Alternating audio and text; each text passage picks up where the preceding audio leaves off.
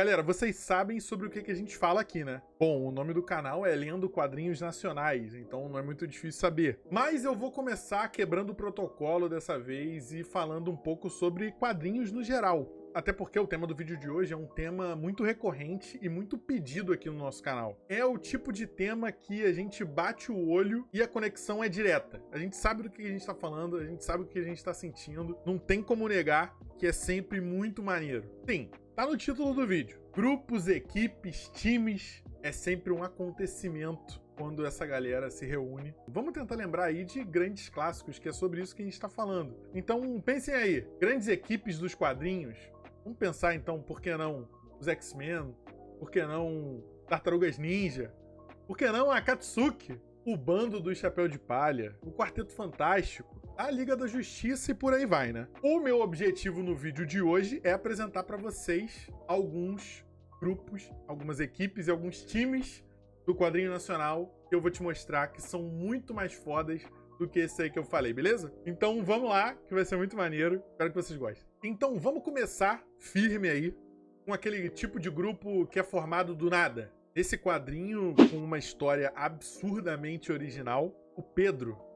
Bem na linha do Pedro, cadê meu chip? No universo desse quadrinho, ele precisa adquirir créditos suficientes para ele cancelar um plano telefônico absurdamente estranho, que fez a vida dele virar um inferno. E para isso ele vai ter que lutar contra todo tipo de criatura escabrosa, enquanto ele descobre como que funciona o serviço dessa operadora maluca aí desse chip. Mas a parte que interessa pra gente aqui é o grupinho que ele forma com a Anne e o Cláudio. A personalidade deles se complementa. Com certeza eles têm muita dificuldade para lidar um com o outro, o que é muito incrível num grupo, né? E esse é o típico grupo formado na diversidade ali, né? Eles estão passando por esse mesmo desafio. E mesmo com essas diferenças, eles conseguem se juntar. Fora que o design dos três também é super complementar. Dá uma olhada nessa capa, cara. Essa capa é incrível. Então corram lá.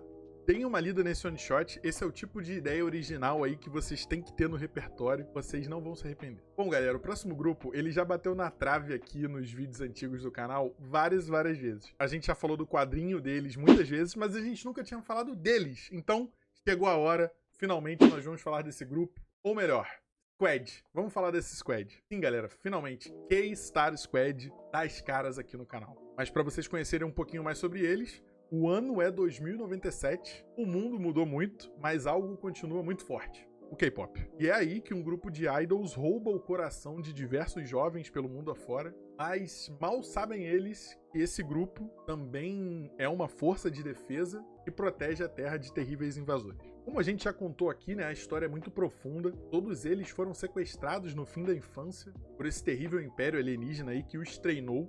E aí, quando eles despertam a K-Force, eles conseguem fugir desse império e vir aqui pra Terra fazer o que eles têm que fazer, chutar a bunda de alienígena. E se vocês não estavam convencidos até então, não deixem de ler, que é um fenômeno.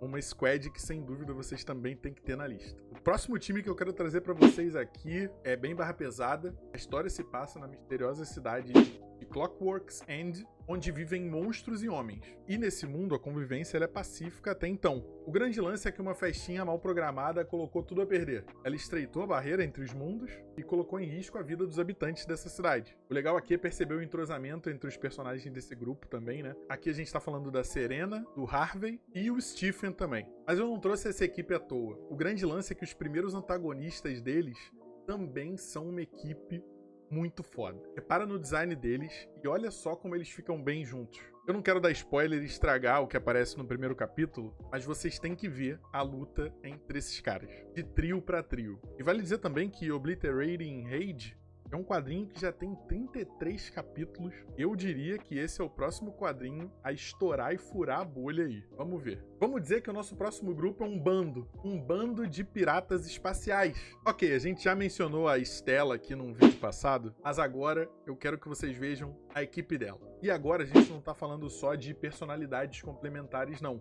Agora a gente já começa a falar o design do quarteto. Dá pra perceber também essa opção incrível, de cores fora do comum. Nem sempre a gente vê essas cores juntas, mas olha que maneiro o penteado, o tipo físico e o jeitão de cada uma delas. Uma coisa legal que eu quero trazer sobre esse grupo também, fala um pouco mais sobre a história em si e não sobre o estilo delas. Em uma live recente, a gente estava falando sobre como e as parceiras da Stella, que é a capitã do grupo, a de vermelho, confiam nela acima de tudo, mesmo que ela seja uma pirata espacial que acabou de descer num planeta e puxou briga com a primeira pessoa que ela viu. A confiança da equipe nela é inabalável, e isso foi um ponto recente que trouxeram para discussão, que me fez trazer esse quadrinho para cá de novo. Esse também é um quadrinho com diversos capítulos, vocês não podem perder se você gosta de uma boa equipe. E agora eu quero trazer 2 quadrinhos juntos. Não tem como a gente falar sobre grandes grupos do quadrinho nacional e não mencionar esses 2. A gente está falando aqui de Manakaru e do Scarrabrasa. Essas 2 equipes que eu vou contar para vocês são baseadas no cangaço. Olha como o cangaço é uma inspiração maneira para você fazer grandes grupos.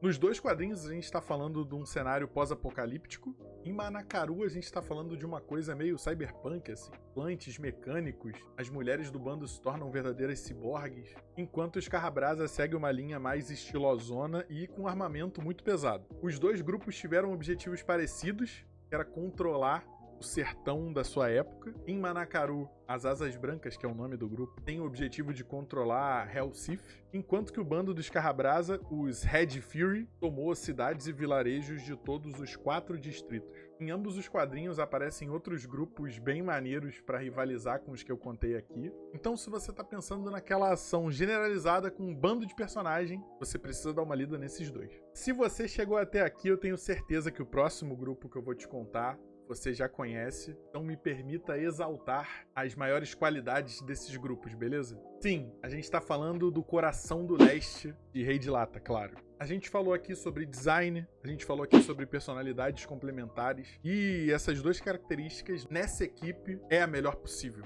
É incrível o complemento deles juntos. Mas eu quero apresentar aqui mais uma característica que pra mim faz eles serem o que são, que é o propósito do Coração do Leste. E dentro do universo do quadrinho é um propósito super nobre, é um propósito de muita luta e é um propósito muito sofrido, que é o de resgatar outras crianças em condições de vulnerabilidade nesse cenário totalmente cruel. E eles trabalham absurdamente bem em equipe, eles são inteligentes, eles sabem executar bem um plano, eles têm talentos incríveis. Mas eu quero ir além e falar sobre outros grupos que aparecem em Rei de Lata, né? Todos eles com essas características que eu contei pra vocês. É incrível. Todos complementares, todos com propósitos fodas. Então, se por algum motivo você ainda não conhecia, aproveita, corre lá, lê tudo, porque quando essa parada aí virar série, não me diga que eu não te avisei. Como último grupo incrível do nosso vídeo de hoje, eu quero trazer aqui, simplesmente, grupo formado por players do RPG Ordem Paranormal. E claro que eu tô falando da HQ de Ordem Paranormal, que a gente conseguiu ler em live. O destaque aqui é para essa característica incrível aí do quadrinho nacional, que tem se provado ser um sucesso, né? E transforma essas mesas de RPG incríveis e famosas em HQs. E aí o entrosamento entre os personagens, né? Que no caso é o entrosamento entre os players, é um sucesso total. Basta com o talento e muito trabalho duro de quadrinistas incríveis, toda essa matéria-prima foda, é óbvio que se torna uma HQ foda e, consequentemente, um grupo a ser mencionado aqui nesse vídeo. Beleza? Bom, pessoal, por hoje é só. Espero que vocês tenham gostado. Me contem aí nos comentários que grandes equipes, grupos e times ficaram faltando, que eu tenho certeza que ficaram faltando alguns. Muito obrigado por terem assistido.